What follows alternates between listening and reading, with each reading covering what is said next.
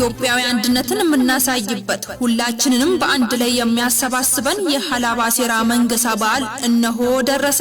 የሐላባ ሴራ በዓል ሴራችን በህብር የመቻል አቅም ማሳያ ምልክታችን ነው በሚል መሪ ቃል ታላቁ የሐላባ ሴራ በዓል በዩናይትድ አረብ ኤምሬትስ በድምቀት ሊከበር በጣት የሚቆጠሩ ቀናት ቀርተውታል።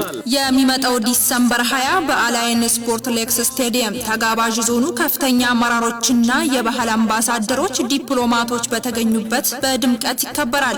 በወራ መንገሳ የሚከበረው የሐላባ ሴራ በዓል በዩናይትድ አረብ ኤምሬትስ የሚገኙ የሐላባ ኮሚኒቲ አባላት ዝግጅታቸውን አጠናቀው ከሀገር ቤት የተለያዩ እንግዳዎችን ጋብዘው ቀኑን በመጠባበቅ ላይ ይገኛሉ።